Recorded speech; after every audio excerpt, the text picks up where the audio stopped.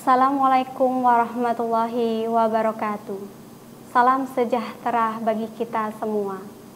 Perkenalkan, nama saya Urip Umayah, Magister Pendidikan, dosen program studi Pendidikan Guru Sekolah Dasar, Universitas Nahdlatul Ulama Al-Ghazali Cilacap, dengan nomor NIDN 0604049302. Pada kesempatan kali ini, saya akan menyampaikan pernyataan diri dosen dalam unjuk kerja Tri Drama Perguruan Tinggi atau PDD UKT-PT pada jenjang pengajaran. Pada kesempatan ini, saya akan memaparkan salah satu mata kuliah yang saya ajarkan, yaitu Konsep Dasar Bahasa dan Sastra Indonesia. Mata kuliah ini merupakan mata kuliah wajib program pendidikan guru sekolah dasar dengan bobot 2 SKS pada semester 2. Deskripsi mata kuliah adalah mampu memahami konsep dasar bahasa Indonesia dan sastra Indonesia, bagaimana pengajarannya. Mata kuliah ini membahas 1. Hakikat fungsi bahasa Indonesia. Yang kedua adalah fungsi bahasa Indonesia nasional dan pembahasan bahasa. Yang ketiga adalah bahasa baku dan tidak baku. Yang keempat adalah fonologi di sekolah dasar. Yang kelima adalah morfologi di sekolah dasar. Dan yang keenam adalah sintaksis di sekolah dasar. Dan yang ketujuh, semantik di sekolah dasar. Pertemuan ke-8 adalah ujian tengah semester. Pertemuan ke-9 adalah wacana tulis di sekolah dasar.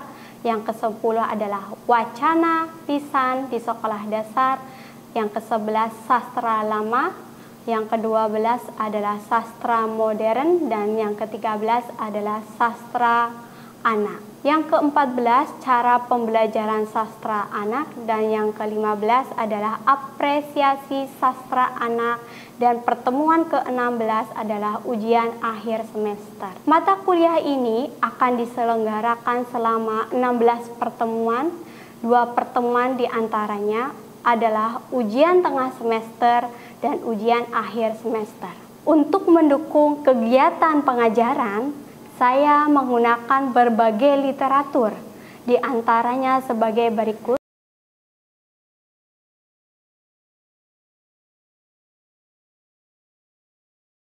Selain itu, saya juga menggunakan beberapa referensi penunjang, baik dari artikel, jurnal-jurnal terbaru, dan jurnal penelitian saya sendiri, majalah atau hal-hal lain yang berhubungan dengan materi yang saya bawakan.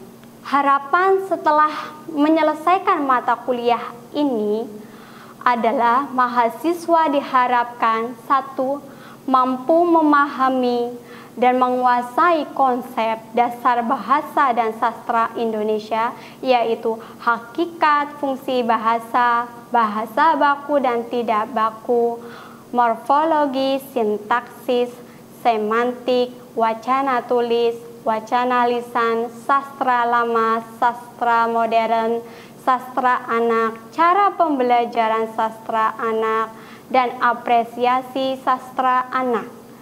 Yang kedua, mahasiswa mampu menemukan, menganalisis, dan memberikan solusi terhadap masalah-masalah konsep dasar bahasa dan sastra Indonesia.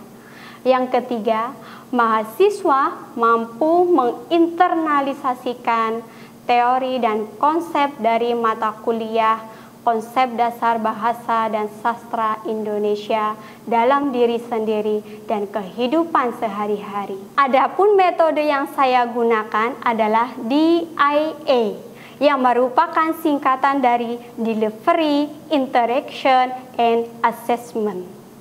Aspek delivery adalah suatu proses bagaimana penyampaian materi pembelajaran yang baik dan menarik agar dapat diterima oleh mahasiswa. Selanjutnya, kita masuk pada aspek interaction Aspek interaction yaitu suatu proses interaksi antara mahasiswa dengan dosen dalam rangka untuk mencapai tujuan pembelajaran. Interaksi pembelajaran dilakukan dengan pendekatan student-centered learning atau pembelajaran berpusat pada mahasiswa, sehingga pembelajaran akan aktif, kreatif, mandiri, dan inovatif sesuai dengan kemampuan individu masing-masing. Ada 4 aktivitas utama dalam pelaksanaan perkuliahan konsep dasar bahasa dan sastra Indonesia. Yang pertama adalah pembelajaran interaktif. Dalam proses ini terjadi pemaparan materi kepada mahasiswa dengan menyisipkan pertanyaan dan meminta pendapat kepada mahasiswa. Selanjutnya dilakukan small group discussion. Nah, metode ini melibatkan antara mahasiswa dan dosen untuk menggali materi-materi tertentu. Yang ketiga adalah project based learning. Project based learning ini di mana mahasiswa diberikan proyek untuk memecahkan sebuah permasalahan terkait dengan konsep dasar bahasa dan sastra Indonesia dan mempresentasikannya dari hasil kinerja mereka selanjutnya. Yang keempat adalah self-direct learning atau pemberian tugas kepada mahasiswa untuk bentuk umpan balik atas materi yang dipelajarinya. Ada beberapa saluran komunikasi yang saya sampaikan atau saya selenggarakan dalam melaksanakan mata kuliah konsep dasar bahasa dan sastra Indonesia. Yang pertama, di dalam kelas saya senantiasa mendorong mahasiswa untuk dapat berpartisipasi aktif dalam perkuliahan. Selain itu, saya juga memanfaatkan Google Classroom sebagai sarana diskusi di luar kelas. Untuk memudahkan komunikasi dalam kegiatan mata kuliah konsep dasar bahasa dan sastra Indonesia, saya juga memanfaatkan WhatsApp Group sebagai sarana untuk mengkomunikasikan hal-hal teknis perkuliahan. Itulah model aspek interaction yang saya terapkan pada pembelajaran konsep dasar bahasa dan sastra Indonesia yang saya bawakan. Selanjutnya kita masuk pada aspek assessment. Pada aspek assessment itu merupakan suatu proses penilaian yang mengukur kemampuannya mahasiswa secara objektif dalam menerima materi pembelajaran. Pada awal pembelajaran, saya senantiasa menjelaskan kontrak perkuliahan untuk disepakati bersama dengan mahasiswa. Dalam kontrak kuliah tersebut tercantum indikator dan pembobotan penilaian terhadap aktivitas perkuliahan sehingga mahasiswa dapat menentukan strategi agar mendapatkan hasil yang maksimal dalam perkuliahan. Mahasiswa juga dapat mengetahui proses penilaian yang saya lakukan secara transparan ataupun secara objektif. Ada 5 aspek yang diukur dalam mata kuliah konsep dasar bahasa dan sastra Indonesia, di antaranya kehadiran 15%, tugas terstruktur individu 20%, proses 15%, ujian tengah semester 20%, dan ujian akhir semester 30%. Demikian pemaparan 3 aspek yang saya terapkan dalam proses pembelajaran yang terdiri dari aspek delivery, interaction, dan aspek assessment atau sering disebut dengan DIA. Selanjutnya, izinkan saya untuk menampilkan proses pembelajaran yang dilakukan secara luring. Video ini saya ambil pada proses pembelajaran pertemuan ke-13 yaitu sastra anak. Selamat menyaksikan. Wassalamualaikum warahmatullahi wabarakatuh.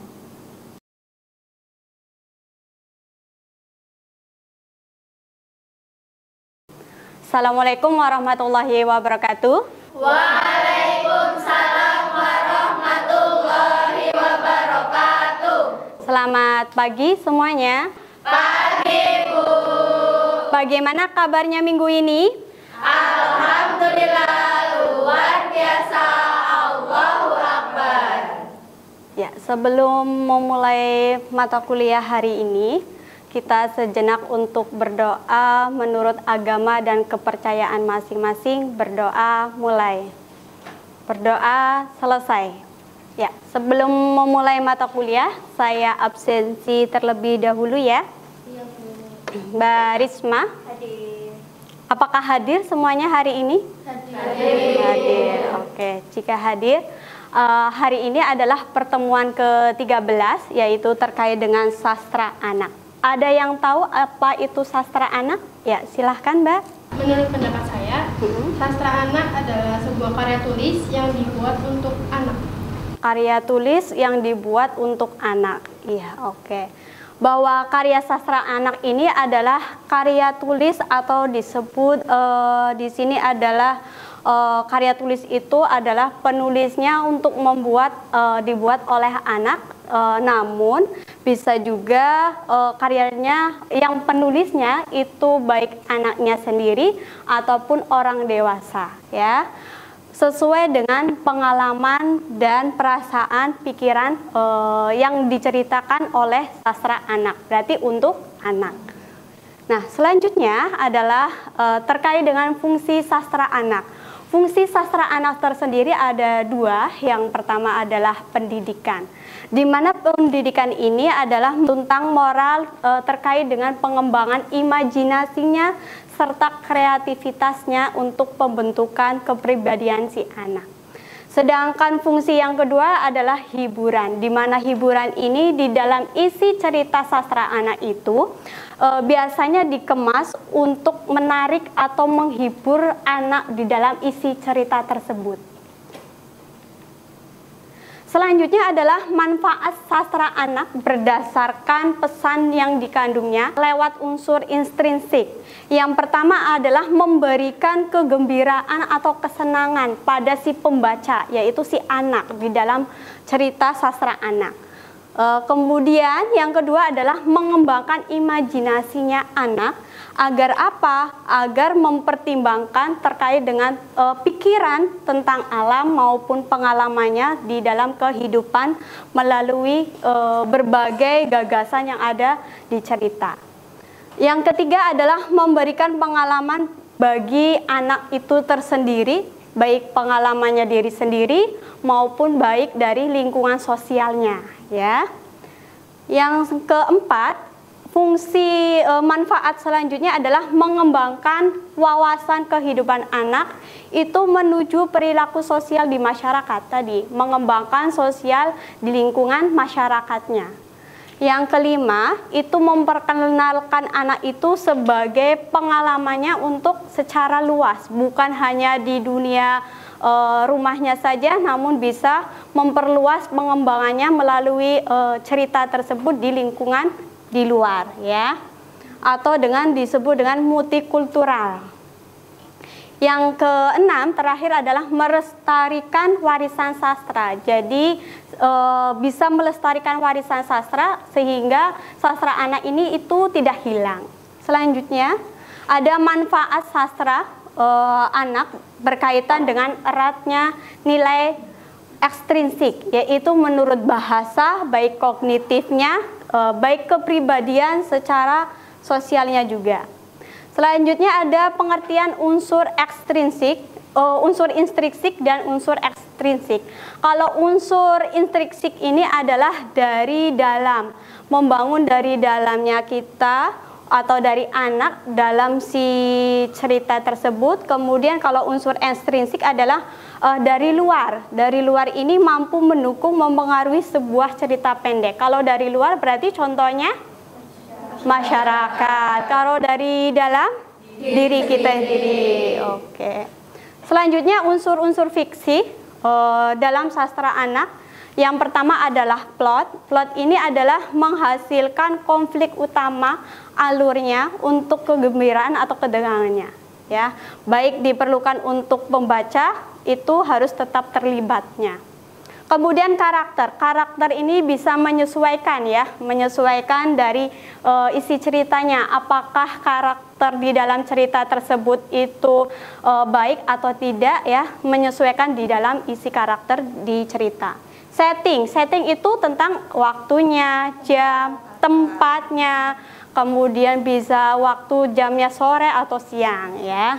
Kemudian tema. Tema ini biasanya cerita tentang makna atau yang mendasarinya, ide ya, gagasan utama dari cerita tersebut. Temanya itu apa ya, berkaitan apa. Selain itu selanjutnya ada gaya bahasa. Nah, gaya bahasa juga harus menyesuaikan dari isi cerita. Apakah isi cerita dari buku itu untuk hanya untuk anak atau ceritanya bisa untuk dewasa atau kedua-duanya. Nah, di sini ada genre sastra anak. Genre sastra anak ini yang pertama adalah fiksi. Fiksi itu bentuknya naratif ya. Kemudian di dalamnya terdiri atas ada peristiwa, kemudian orang, bisa juga tempatnya. Nah, fiksi ini ada 3. Yang pertama fiksi realistik, itu terkait dengan kehidupan secara akurat pada masa lampau atau masa sekarang ya. Kalau masa sekarang contohnya ada yang tahu? Bisa juga masa sekarang contohnya Mbak Selviana sekarang sedang melakukan studi untuk melanjut sarjana ya, itu masa sekarang. Masa lampaunya berarti pas waktu ceritanya waktu SMA ya. Iya. Kemudian fiksi sejarah. Ada fiksi sejarah cerita tentang realistik didasarkan pada masa lalu atau masa latar waktunya masa lalu. Sejarah. Kalau fiksi sejarah contohnya Mahabharata ya. Kemudian bisa juga sejarah dari kerajaan ya. Kemudian fiksi ilmu. Fiksi ilmu ini adalah hasil imajinasinya seseorang dari berdasarkan pengetahuannya, kemudian spekulasi dengan ilmiahnya. Contohnya seperti halnya Bu Maya mengarang sebuah buku sastra anak. Nah, itu masuk ke fiksi ilmu ya. Kemudian non-fiksi. Non-fiksi itu merupakan karangan atau pedoman untuk kebenaran faktualnya atau sejarah di mana harus ada bukti-bukti empiris dari masyarakat. Nah, yang pertama ada realisme binatang. Itu berarti cerita tentang binatang ya. Si kancil, nah atau binatang yang lainnya ya. Kemudian realisme historis, cerita tentang masa lampau, yaitu contohnya Pangeran Diponegoro ya. Sedangkan realisme olahraga itu tentang kehidupan seorang atlet, misalnya Chris John, itu adalah olahraga tinju. Kemudian biografi, kalau biografi itu sendiri adalah riwayat kehidupan seseorang. Contohnya adalah Soekarno. Nah, selanjutnya ada sastra tradisional. Sastra tradisional ini adalah cerita yang mentradisi, bahkan tidak diketahui siapa pengarangnya, namun kapan ceritanya itu muncul. Nah, yang pertama ada beberapa sastra tradisional yaitu fabel. Fabel itu tentang cerita binatang. Kalau fabel tentang cerita binatang contohnya Si Kancil dan Buaya, Kelinci. Oke. Kalau mitos itu tentang cerita tradisional. Ada yang mau menyampaikan contohnya mitos? Ya, silakan Mbak. Roro Jonggrang. Oke. Nah, selanjutnya ada legenda. Legenda itu cerita tentang belum tahu kebenarannya. Kalau belum tahu kebenarannya, contohnya apa? Mbaknya tadi? Sangkuriang. Iya, betul. Kemudian selanjutnya ada epos. Epos itu sendiri cerita tentang bentuknya syair. Contohnya? Mahabharata ya. Selanjutnya Voltal. Voltal itu cerita rakyat. Ya.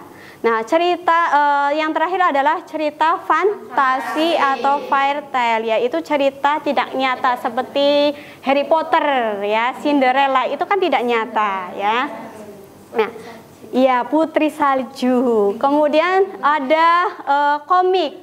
Komik ini cerita yang dibuat dengan maksud memberikan sebuah pesan melalui cerita fiksi maupun non-fiksi.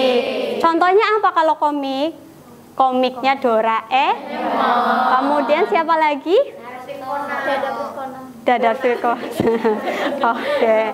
Nah, selanjutnya ada prosa. Nah, prosa ini bentuknya cerita rekaan atau sebuah cerita tentang berdasarkan imajinasinya pengarang untuk membangkitkan kehidupannya segala sesuatu, lebih ke hidupnya atau seolah-olah itu diceritakan benar-benar terjadi di dalam dunia nyata. Kira-kira apa yang terjadi di dalam dunia nyata, di dalam prosa? Contohnya bisa juga sejarahnya dari insinyur. Nah, itu kan juga masuk ke dalam benar-benar nyata, dunia nyata ya. Kemudian puisi. Puisi itu terkait dengan kumpulan kata yang diucapkannya secara tulis atau mengekspresikannya itu sesuai emosi atau gaya bahasanya sesuai dengan imajinasi ya. Itu puisi. Yang terakhir adalah drama. Drama ini adalah karya sastra di mana mengungkapkan penggambaran peristiwa itu baik secara fiksi maupun secara non-fiksi itu melalui dialognya baik secara tertulis maupun tidak tertulis, bisa juga baik prosa ataupun bentuknya puisi.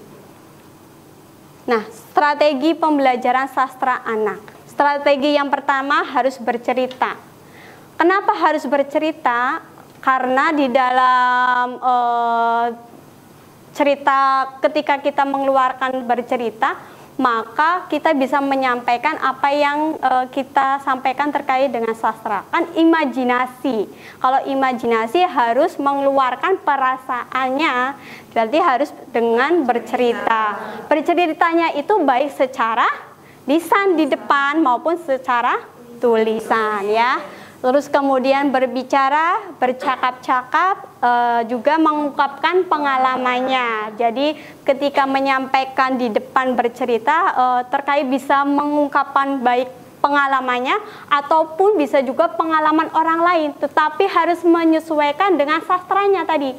Kita menujunya sastranya anak, berarti harus mengungkapkan pengalamannya terkait dengan anak. Ya, misalkan kita sudah dewasa, tetapi kita ingin bercerita tentang pengalamannya anak. Berarti kita harus menyampaikan harus dengan bahasanya anak-anak ya. Kemudian membacakan puisi dan juga mengarang terkait dan terikat dan bebas. Sehingga yang strategi selanjutnya harus menuliskan sebuah narasi, deskripsi. Nah, yang selanjutnya harus berdasarkan gambar dan visualnya. Dan yang terakhir adalah mendramatisasikan karya sastranya. Oke. Selanjutnya, cara atau strategi mengajarkan sastra anak. Bagaimana Anda ketika untuk mengajarkan strategi mengajarkan kepada anak harus bisa mengungkapkan pengalaman. Misalkan Mbak Nelly untuk minta tolong ke siswanya di depan kelas untuk menyampaikan pengalamannya. Itu harus berani. Ya, bagaimana kita membujuknya agar mengungkapkan pengalaman si siswanya anak itu ya. Kemudian yang kedua adalah menulis narasi, bisa juga deskripsi, eksposisi, dan argumentasi. Ketiga adalah bercerita, dan keempat adalah membacakan puisi. Yang terakhir adalah menulis berdasarkan gambar dan visual juga. Kemudian ada metode pembelajaran sastra anak. Nah, metode pembelajaran sastra anak ini ada 4. Yang pertama adalah menyimak, di mana siswa itu harus mampu menuliskan dalam pesannya tentang yang disimaknya, yang disimak di dalam cerita yang dibacakan. Kemudian harus bercerita kembali. Ketika sudah membaca berarti harus bisa menceritakan kembali isi ceritanya ya, atau baik secara lisan maupun secara tulis. Yang kedua adalah secara melisankan. Di mana melisankan ini ada bentuk kegiatan. Bentuk kegiatan itu berupa pembacaan, puisi ataupun cerpen ya, berbalas pantun ataupun mendongeng. Di mana bercerita itu biasanya di depan kelas untuk berdiskusinya. Dan yang ketiga adalah membaca. Membaca ini adalah kebiasaan siswa untuk membaca, di mana harus memperluas cakrawalannya, pengetahuannya, baik mempertinggi wawasannya dan semakin menambah daya intelektualnya. Yang terakhir adalah menulis. Dengan menulis, siswa juga dapat dibimbing. Nah, dibimbing ini diarahkan oleh si guru untuk aktif menulis karya sastranya, misalnya menulis sajak, kemudian cerita mini ataupun cerpen. Nah, biasanya itu kalau di sekolah dasar itu menulis cerpen, cerita pendek. Diceritakan cerpen ketika liburan. Nah, biasanya menulis seperti pengalamannya. Iya, betul. Dan naskah drama. Kalau naskah drama itu jarang ya. Biasanya cerpen pengalaman liburannya. Yang selanjutnya ada pembelajaran sastra yang diharapkan. Pembelajaran sastra yang diharapkan ada 3 poin. Yang pertama adalah mendidik siswa, agar siswa itu memiliki kecintaannya terhadap sastra. Kemudian yang kedua adalah membekali siswa, di mana agar siswa itu hampir semuanya mampu menggali dalam karirnya atau menyongsong kehidupan di masa depan. Ya, yang terakhir adalah membekali diri sendiri. Dengan membekali diri sendiri, kita atau siswa tersebut dapat mampu mengapresiasi karya sastra sebelum ia sendiri mengajarkan apresiasi kepada siswanya. Ya, selanjutnya silahkan kita kuis, masuk ke akses Kahoot. Ya, Anda bisa bergabung dengan www.kahoot. Kemudian nanti ada muncul pin gamenya. Nah, pin gamenya Anda bisa masukkan, yaitu 3683385. Mbak Samsiatunisa, Mbak Eva, Maharvina, Rena sudah 29. Sudah siap? Siap. Oke, kita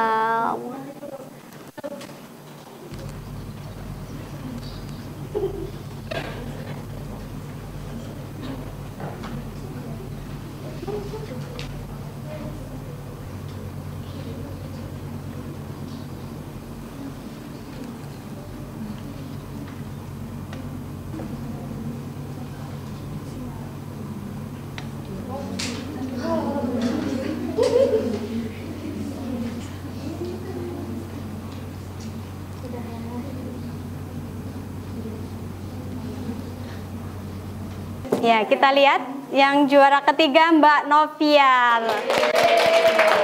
Juara kedua Mbak Silvi.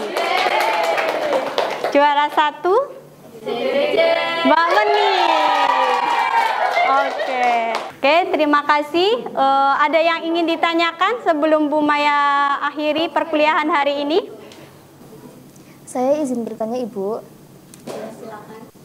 Perkenalkan, nama saya Meliati Solihah, NIM 22CJ164.